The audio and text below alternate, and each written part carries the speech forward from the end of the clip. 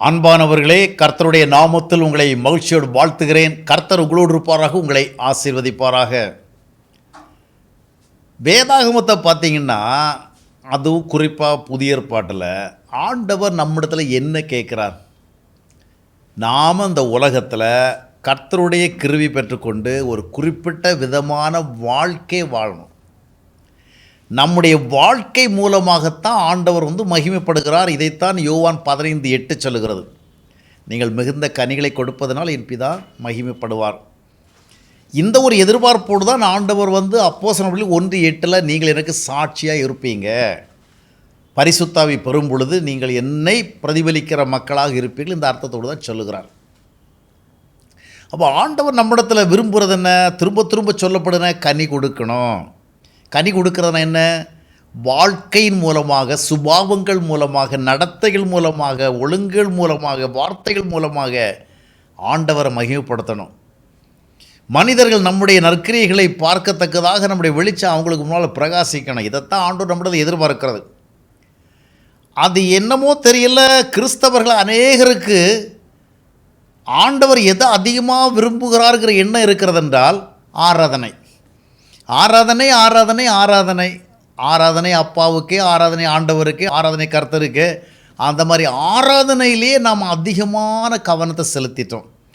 தவறு கிடையாது, ஆண்டவர் ஆராதிக்கப்பட வேண்டும். ஆவியோடு உண்மையோடு நாம் ஆராதிக்கணும். ஆனால் புத்தி உள்ள ஆராதனைன்னு ஒன்றா பவுல் அப்போஸ்தலன் விசேஷமாக சொல்கிறார். அதைத்தான் ரோமர் 12:1 வாசிக்கிறோம்.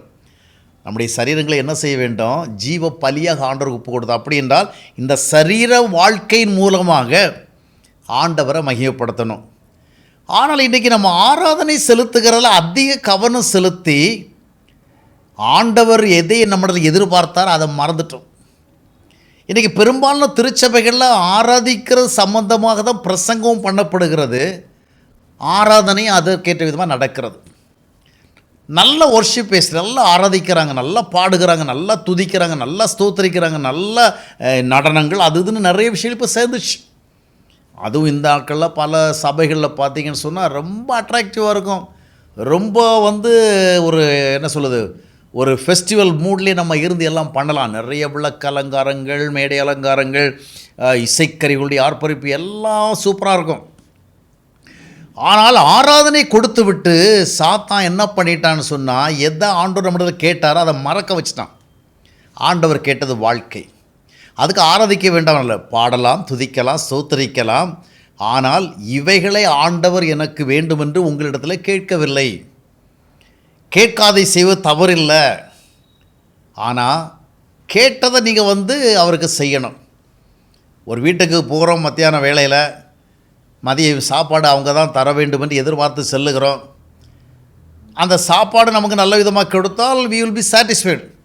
ஆனால் நாம் உள்ள நுழைஞ்ச உடனே அவங்க நமக்கு ஜூஸ் கொடுக்குறாங்க, ஸ்வீட் கொடுக்குறாங்க, என்னென்னமோ கொடுத்து கடையில் சாப்பாடை தராமல் விட்டான்னு வச்சிங்களா, நாம் பசியில் போனோம், ஜூஸ் கேட்கல, கொடுத்தாங்க, இட்ஸ் ஓகே. நம்ம வெளியே பயணம் களைப்பில் வந்தோம், வெயிலில் வந்தோம், ஜூஸ் கொடுத்தாங்க, உட்கார வச்சாங்க, ஏசி ரூமில் தங்க வச்சாங்க, எல்லாம் ரைட்டு. இதெல்லாம் நம்ம கேட்கல, ஆனால் அவங்க செஞ்சாங்க. ஆனால் நமக்கு ஒரு எதிர்பார்ப்பு இருக்குது, மத்தியான வேளையில் அழைச்சிருக்கிறாங்க, போயிருக்கோம், நல்ல ஒரு சாப்பாடு, அதை நமக்கு செய்யாமல் விட்டாங்கன்னா நம்ம ரொம்ப சங்கடப்படுவோம். அதே போல் ஆராதிக்கணும், துதிக்கணும், ஸ்தோத்திரிக்கணும். ஆனாலும் ஆண்டவர் நம்மிடத்தில் விசேஷத்தை கேட்டது என்னென்றால், உன்னுடைய வாழ்க்கை மூலமாக என்னை மகிமைப்படுத்து. எனவே ஆண்டவருக்கு பிரியமாக வாழ்கிற ஒரு வாழ்க்கை முறைதான் மிகப்பெரிய ஆராதனை என்கிற வெளிப்பாடு கிறிஸ்தவ மக்களுக்கு வேண்டும்.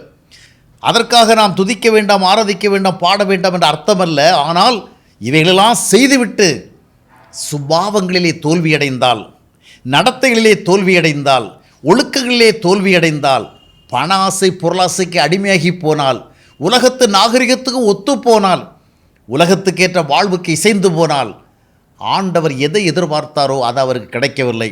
கனி கொடு மரமே என்று தான் ஆண்டவர் கேட்கிறார். நாம் வெறும் மரங்களாக நின்று கொண்டு எவ்வளோதான் செழிப்பான இலைகள் இருந்தாலும் அது சபிக்கப்படுவதற்கான ஒரு வாய்ப்பை பெறுகிறது. எனவே ஆண்டவர் எதை கேட்டாரோ அதை கொடுக்க முன்வருவோம். அதுதான் உண்மையான ஆராதனை. அதுதான் தேவனுக்கும் தேவை, அதுதான் நமக்கும் தேவை, அதுதான் மற்ற மனிதர்களுக்கும் தேவை. எனவே ஆண்டவர் கேட்டதற்கு முதல் கவனம் செலுத்துவோம். கர்த்தர் தாமே நம்மை ஆசீர்வதிப்பாராக.